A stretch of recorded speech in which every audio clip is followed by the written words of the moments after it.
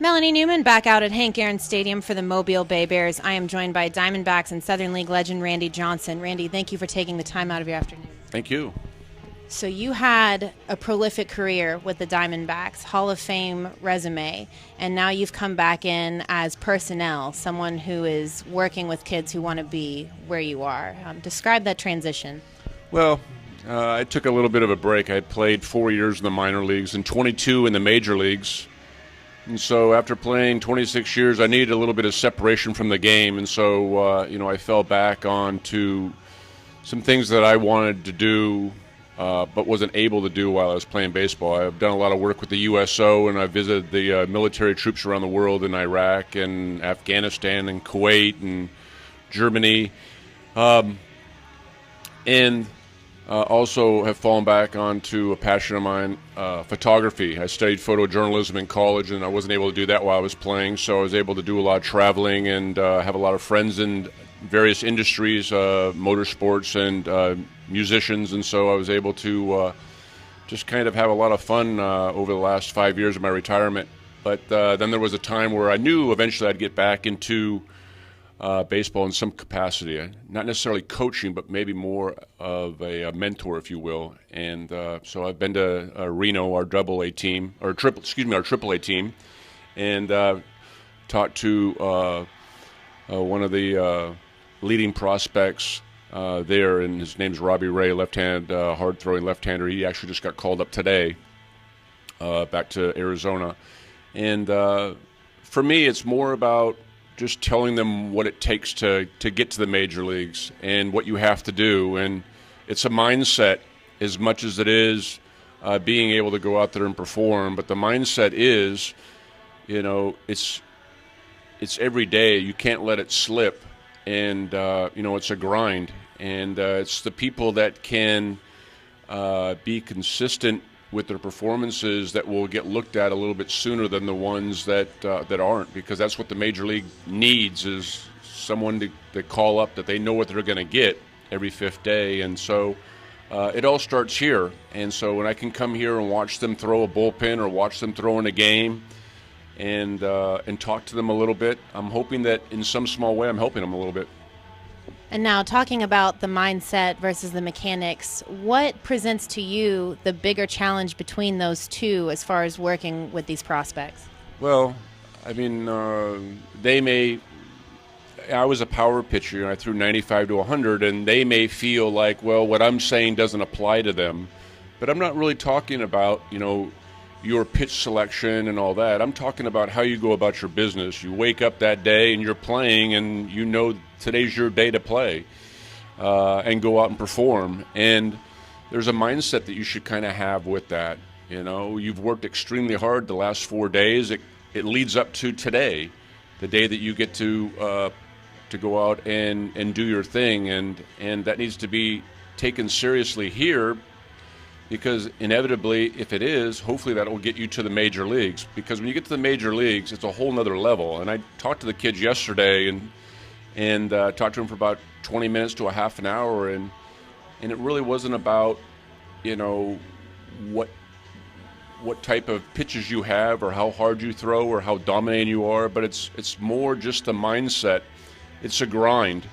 And in some ways, it's the survival of the fittest. It really is, because when you get to the major leagues, there's no guarantee you're going to stay there, because there's someone else that's down below you that might be doing the same thing you're capable of doing, and if you don't have a guaranteed contract or you get hurt, they'll come up and do it for less. And that's part of the business too. And the bottom line is the organization just wants to win, and they're going to put the 25 best players on the field and in that dugout that can help that organization win. So, there's a revolving door here. Major league players get hurt, minor league players come up and replace them. And I also told the kids that you may not inevitably go to Arizona and play in the major leagues. There's 29 other teams that are scouting you as well, and there's trades that are made. I was traded a couple of different times in my career, and so you don't know who's watching you. There's a time to have a lot of fun in this game, and then there's a time to be really serious. And and you have to make that determination, and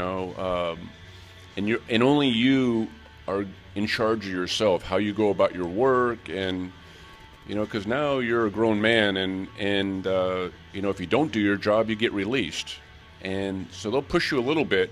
But I always tried to explain to them, I was always looking for separation. I was kind of lost too in the minor leagues, trying to find my mechanics and the strike zone, and even initially when I first got traded from Montreal to Seattle, it was kind of a learning process. And then in about 92, 93, I kind of come into my own, and from that point on, it was a great ride.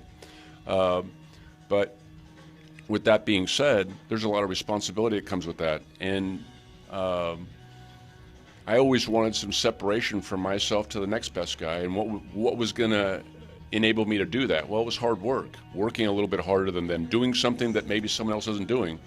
And the game has changed now where I could go out and throw 130, 140 pitches in a game. In the major leagues today, you throw about 110 and then you're done. So, and in the minor leagues, it's even monitored just as much, if not more so, because they're younger here. And so when you get 100 pitches to throw and you're a starting pitcher, you have to utilize those 100 pitches and use them wisely and concentrate and throw every pitch with conviction and get something out of every start. And when I was watching the bullpens yesterday, I was telling the kids, you have to get something out of your bullpens. You have to take them seriously, because when you are practicing in the bullpen what you're going to try to perfect and perform on the mound in that game, you don't have time to kind of find yourself. The bullpen is for finding yourself and correcting your mistakes. Here, if you make a mistake, it could cost you the game. So it's the people that can do that efficiently and consistently that will get to the major leagues. And out of the players that you've been working with down here in Mobile, who has really anybody on that roster who's particularly caught your eye? Well, I mean, all of them have. I'm new to this. I'm not new to the organization, but there's a lot of new players here, and I've been out of the game for 5 years, so I have a roster list of players that I'm following now. And like I said, I was in AAA, and now I'm here, and I hope to at some point go to the rookie ball and fall league and A ball. So there's a lot of players, but it's not hard to catch my eye. When you throw a lot of strikes, you get ahead of batters, you get hitters out. And I can see how you can pitch with base runners on and your composure out there. Those are the things that will catch my eyes. Those are the things that catch scouts' eyes. And that's what they're looking for. And the bottom line is, your evaluation is based on your performance today. Would you be able to take that pitcher and put him at the major league level, and how would he do? That's kind of how you evaluate. And there's people that can do that here. They just need a little bit more seasoning, and I heard that when I was young too. So I'm excited about being here. I was in the Southern League too. I played in Jacksonville, and so I know what it's about. And I tried to tell them that I did everything that you're doing. I was in the minor leagues for 4 years. I had long bus rides. I've had a lot of success. I've had a lot of failure. I learned from both of them, and that's what they have to do. So all I'm trying to do is just reiterate and maybe make them a little bit more aware of things that maybe they wouldn't become aware of until maybe a year or two down the road, and quicken the process up. It's not mechanical, but more just kind of reiterating what they may already know about how hard you have to work, and it's your job, it's your livelihood. There's someone else that wants this job just as bad as you do, and you have to work hard at it. And there's no guarantee you're going to get called up to the major leagues, and when you get up there, there's no guarantee you're going to stay there. You have to continue to perform, and that's a lot of hard work, and that's what's so great about reading stories about kids that it's been an uphill battle for them. For me, 6'10", my claim to fame initially was being 6'10". It wasn't even that I threw 95 to 100. It was that, I was so tall. Well, it took me a long time to finally have everything kind of come together. And there's stories like that in this organization. There's a lot of kids here that have been in the major leagues and had a taste of it, and I'm sure they want to get back there. But you have to work extremely hard. And when you have that opportunity, the door opens, you have to take advantage of that. And that's not always easy. When you have one game that you have to go out and perform well in, it's not that you're not trying. Things may just not go your way.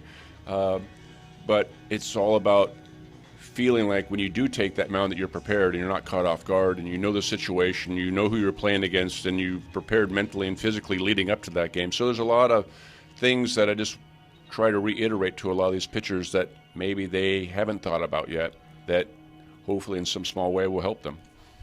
And now you mentioned your livelihood earlier was photography and photojournalism, and you eventually came back to return to that and pursue that. What's been the most enjoyable part of that for you? Well, there's been different phases of my photography. Like I said, I've traveled since I've retired in 2009. I've probably been on about 6 or 7 USO tours, and then that's one kind of arena that has been rewarding, and I taken a little bit of pictures. And then the other arenas have been motorsports. I have friends that are in NASCAR and NHRA drag racing, and then I have friends that are musicians, and so I've gone on tour with them.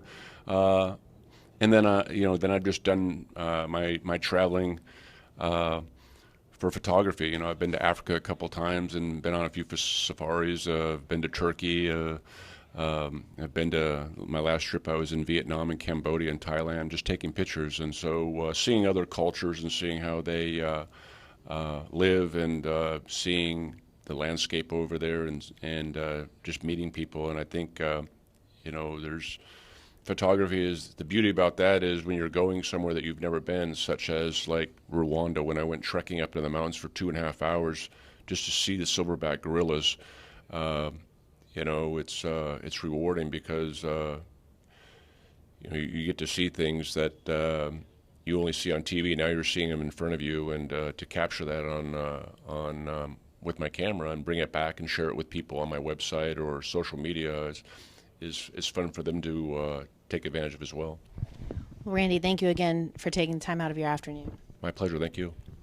Again, that's Melanie Newman for the Mobile Bay Bears. I'm joined by Diamondbacks Hall of Famer Randy Johnson. When we come back from the Longleaf Pines pregame show, Justin Baker will have first pitch for you between the Mobile Bay Bears and the Pensacola Blue Wahoos.